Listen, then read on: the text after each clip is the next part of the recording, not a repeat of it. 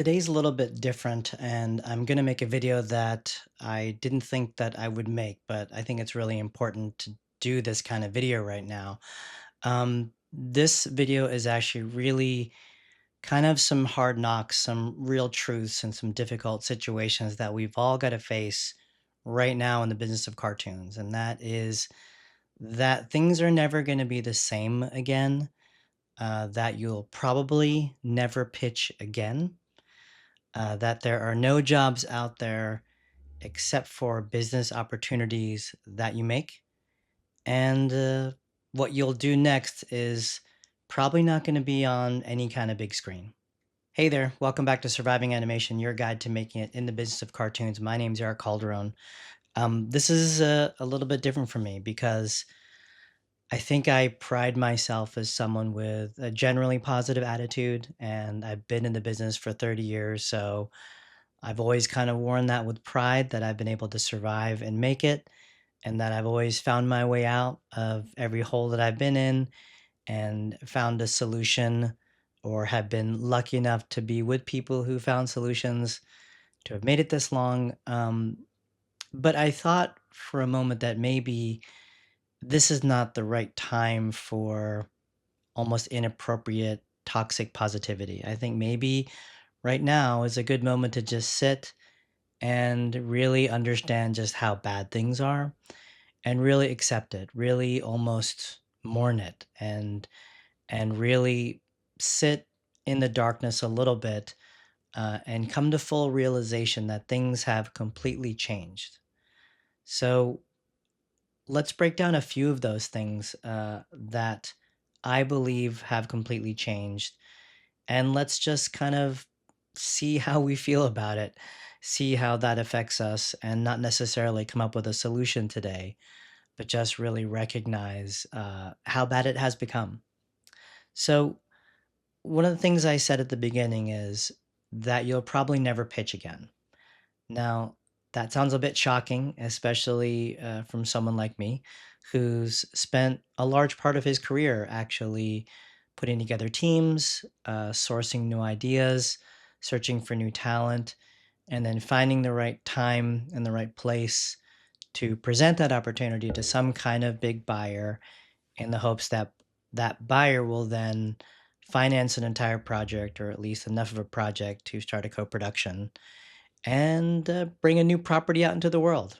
Bring some piece of animation out into the universe that's never been there before. But things have changed so much that I feel it's almost not appropriate to tell people that that is a realistic possibility right now. So why? So of course we know that the big streamer bubble burst many years ago already, and that anyone who is commissioning from these major distribution platforms, whether that be Disney or Amazon or Apple or Netflix, they're really doubling and tripling down on a couple of things. One, they're looking at intellectual properties they already own.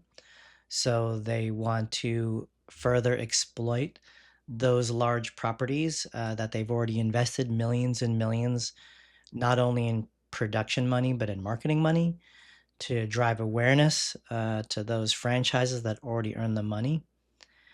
Um, and then when they're trying something even remotely new or that has been unproven before, it's with a known creator, someone who has decades of experience, someone who has a long-standing relationship with a buyer, probably someone who has a let's go to breakfast, lunch, or dinner relationship with, someone who's probably worked on 5 or 6 shows with that buyer before, and this is their next show.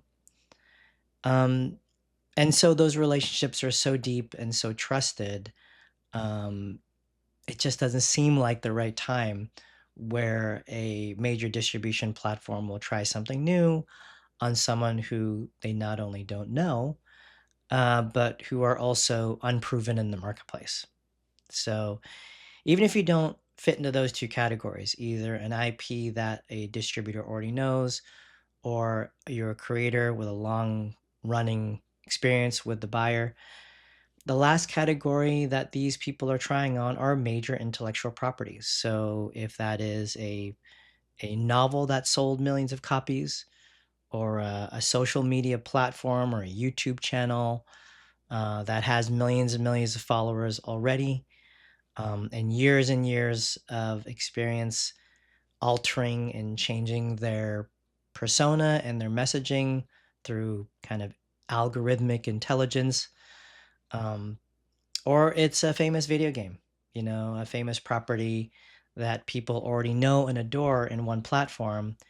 And that intellectual property is, and that video game is sometimes even financing their own media in order to distribute it on these platforms. So, unless you're one of those categories, it's just really, really hard to imagine that anyone will buy something brand new. Now, I think this, in many ways, has always been kind of true, and I've always been clear and warned people getting into the world of development that is the way it kind of is. But in the past, there's always been that additional vein, that additional possibility that the right idea and the right person and the right talent and the right team could come in and break through the noise. But I just don't think those times exist anymore. And I don't think it's right for us to keep betting on that near impossible possibility that this brand new idea will get sold to one of these places. So what do we do? Well, one of the reasons I say you're never going to pitch again is that probably the path forward is going to be, for most people and most properties, the long and rocky road of trying to start a business with your intellectual property. So some method that your idea translates into a direct to consumer product that can be immediately consumed uh, by a fan, created by you, is how we have to think now. So whether that's an Instagram account or a YouTube channel or a webtoon or a novel or a picture book or a consumer product or a small Steam game, it's got to be something that most of us are going to pay for on our own. We're going to bootstrap it. We're going to create it with whatever skills we have or whatever small team we can put together. And we're going to fight hard. We're going to fight hard in these small independent marketplaces to try to get one fan, 10 fans, 100 fans, 1,000 fans, 10,000 fans. And so I find myself feeling very conflicted. I mean, I don't think it's a waste to make a development Bible for an intellectual property. Um, I do think it's a waste to think that that development Bible or that show Bible is going to result in you getting a new TV series pickup or even a sample script or an animation test with a show Bible. With all the things I said before, it's just not going to lead to a magical green light. But what it can do is actually maybe lead you to a place where you better understand your intellectual property, where you really test it. You kind of create a blueprint for why it works, how it works, what it's about, what its theme is. And you may discover that the theme you had originally is not the theme that this thing is truly about. Or maybe your major character, through the trial by fire of writing, of expressing it, of describing it, maybe that character is not the one you thought it was. Maybe your major minor character is your actual lead. Maybe it's a cast of characters who is your perspective, not a single perspective. Maybe it's a revenge story, not a romance. All those things you can discover.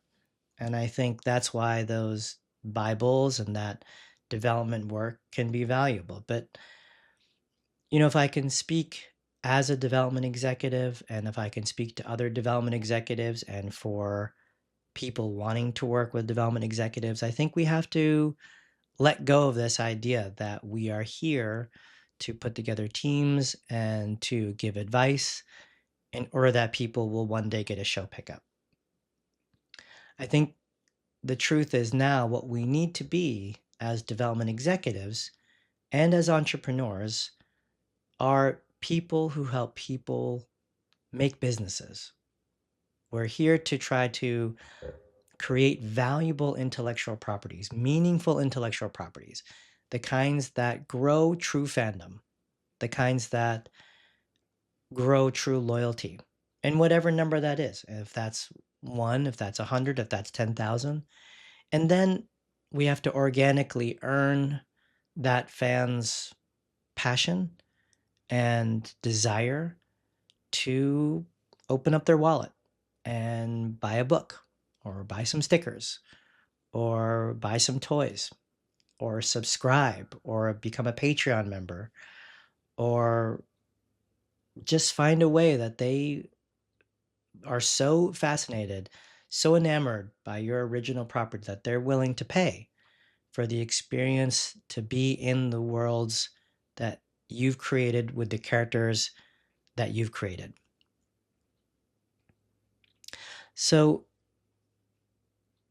you know, I find myself almost frustrated saying these things out loud because, there's this optimistic side of me that just wants to counter all the negativity I feel like I'm kind of putting out right now. But the other side of me is reminded that until we truly, truly accept that something is not worth spending our efforts towards, has too low a chance of success for us to continue. Only when we truly accept that and truly feel, almost the sadness that it's just not possible right now. That's the only way we're going to let it go. And the only way we're going to find our way forward. And it's not going to be a glamorous time for a bit. It's going to be a time where, and it's already happened that so many people I know in the business, people who have worked for 5 years, 10 years, 20 years, 30 years, even more, are out of work, because there are no jobs right now for them. But the way that they're gonna survive, if we're gonna survive, because a lot of us won't, a lot of us will be pushed to the wayside. The industry will just become smaller. It already has. But the only way we're gonna make it, if we're gonna make it, is to try to be entrepreneurial again, is to try to accept that if you choose this path, if you choose the path of being in entertainment and animation, and you believe that your calling is a new intellectual property, there's not someone out there with a big bag of gold just waiting to give to you because your idea is awesome. You're going to have to grow that business yourself. You're going to have to find another source of income or plan your life accordingly that this particular property will not gain you income for a while, 6 months, 1 year, 2 years. I mean, I've had this channel now for 8 years, and there were a lot of years where it made no money. There were some years where it made a little more money. And I can very thankfully say the past 2 years, it's earned me some money. Not enough for a full-time job, but the community that I've built with this, the consultations that I've done, the work that's resulted from those consultations, it's got me somewhere, and I'm going to keep at it. So I know this is really more unstructured than what I've done before. And I spent a lot of time trying to polish this up and find some clever categories and try to offer some quips of wisdom. But at the end of the day, I just realized I just got to turn on the microphone and turn on the camera and just kind of be with you guys and feeling the sadness that I've been feeling for a long time now about where things are going and not try to make it something positive because it's not. It's terrible right now. But if I don't truly feel sad about it, if I don't let myself feel the frustration and the death of the industry that I knew, I don't think there's a rebirth on the other side because I'm still holding on to what I think the way things are, but the truth is that's the way they were. So, this is Surviving Animation. This is about the business of cartoons. Um, I hope you stayed with me through that. I hope you're hanging in there out there. I hope that whatever you're trying to do, you're doing it because it's full of art and passion and love. And hopefully, you can add a bit of business acumen and foresight and future proofing. And whether that means you are learning Roblox as we speak, or getting on TikTok, or using Instagram, or using YouTube, or learning how to make a game, those are probably the ways that you'll be going forward from now. Whether you'll be publishing in Webtoons, whether you'll be making a picture book or a novel with some few images in there, whether you're making a stage play, whether you're making a consumer product, there are a lot of ways that your intellectual property can get out there. But the first way is not going to be a big budget animated TV series. Okay. I never thought I'd say those things, but I thought it's important to say.